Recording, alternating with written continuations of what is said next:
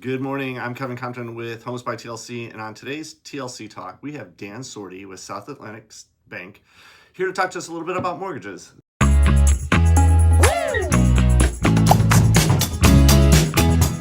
Dan, how are you doing today? I'm doing good, thank you. Thanks for having me. Excellent. So, you and I are going to be doing an upcoming first-time homebuyers seminar. Yes. So, I'd really like to talk to you about what it takes to buy a home in today's market. So, walk me through basically beginning to end. So pre-approval, like what are some of the requirements that you look for or what are needed for pre-approval? Okay. So the first thing that I do for pre-approval is just kind of talk to the customer, kind of tell them, my expectations on how to do. So I have an online link, so I have them fill out a link. But I kind of talk to them about, I don't need you to send me all of your documentation. So I don't need your tax returns and everything to do a pre-qualification. What I have them do is I say, fill out these specific steps. I want to know your income. So be as accurate as possible with that. So if you're self-employed, what did you claim on your taxes last year? If you are a W-2, what was your W-2? Or look at your pay stubs and see what your pay stubs are before taxes. So that's the first thing I do. And then the second thing that I tell them is don't fill out your car expenses, your mortgage that you currently have, obviously not mortgage, but anything that you have, your credit card expenses, because what I want to see is, or what I'm going to do is I'm going to pull that off the credit bureau. So that's going to be the most accurate idea of what I have. The third thing that I'll do is I just tell them, okay, tell me what you have asset wise. So do you have $5,000 in your checking account? Do you have a retirement account? Do you have a 401k? Do you have a anything else that you have, an IRA, anything? Put that on the form as well, and then submit it to me. And then I will call them after I get the application. Okay, I got the application, and I'll kind of go over every step, or I'll ask them the questions of, okay, is this income accurate? A lot of times what I get, it's very funny. I probably get this 9 out of 10 times. It says monthly income on there. I'll get $100,000.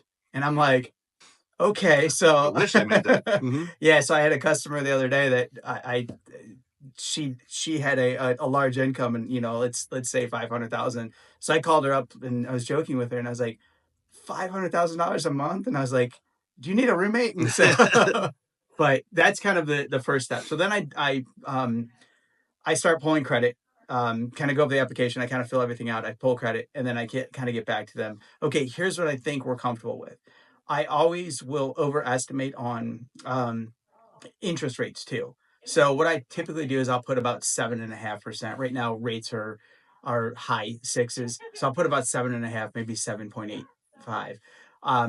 And the reason I do that is just to kind of give us some room. Like, we don't know, maybe they're looking for a house in, let's say, Baynard Park, and then the next week you guys find them a house in Hampton Lake. Well, the HOAs are going to be a little bit different there, so I just want to make sure that we don't disqualify them because of where they're at. Okay. So then what I'll ask them is, after I fill out the pre-qualification letter, send them the letter, I'll say, do you want me to send it to your realtor? Yes, go ahead and do it. Or are you going to send it to your realtor? And that's kind of the first step for the pre-qualification process. A common question I always get asked is credit score. What is a good, better, best credit score when it comes to purchasing a home? So for first-time home buyers, it's a little bit different. Because there's the FHA, so FHA can go a little bit lower. So, but let's just say a typical credit score, what I typically do is I do about 720 and above for pre-qualifications. And then, I'm really comfortable going down to about 640. But again, with FHA, we can go a little bit lower than that. We can go into a little bit lower into the sixes on okay. FHA scores. Anything over about a 750 is obviously considered best.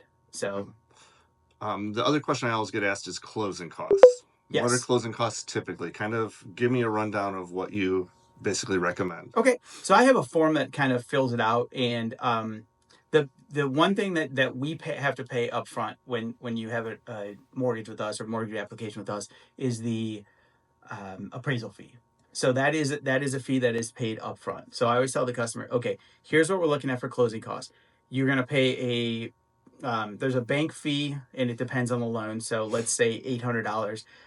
There's an appraisal cost, and the appraisal cost, once we get the application sent or completed, Once we know that we can get you approved, you sent me all your documentation, you're going to pay the appraisal as I order title. So we're going to order both. So it's going to be dependent, but the other closing costs are really going to be what the attorneys pay. So let's say probably somewhere between $5,000 to $8,000 for closing costs.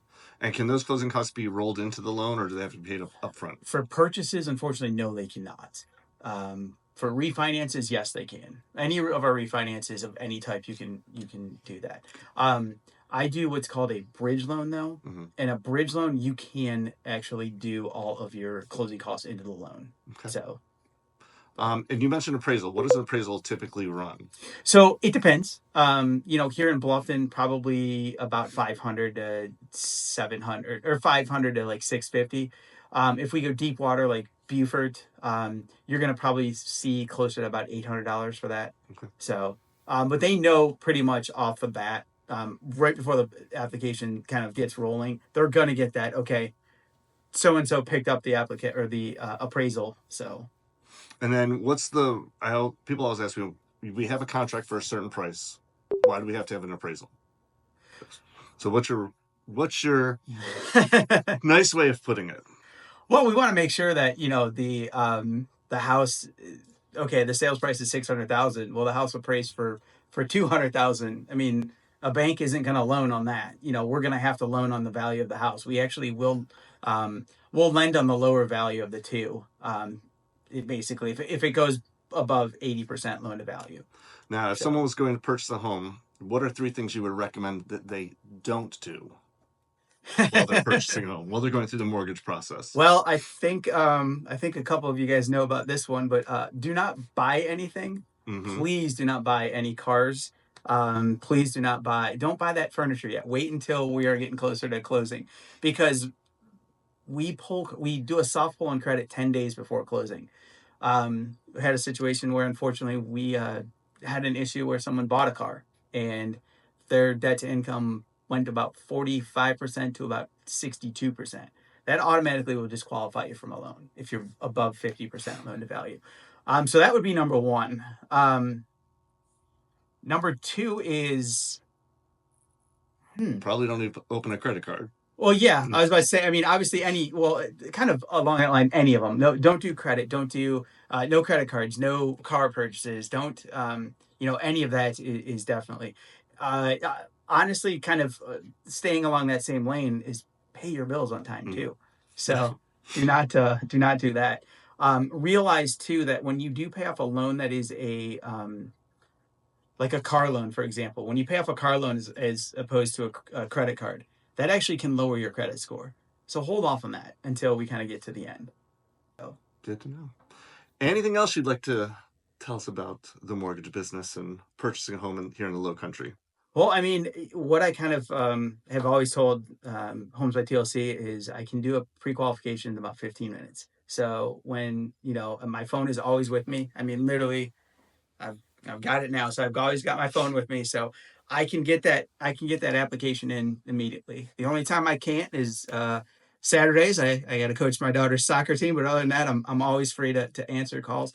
I'm always free to answer calls, period. I mean, I had a customer that was in Hawaii and she would get off work and it would be like 9:30, 10 o'clock at night and we're on the phone like working, but I'm always available to answer that. And I mean, that would probably be the biggest thing I would say. Perfect. So. And that's all I've got for today. Well, thank you for having me. Thank you. Appreciate it.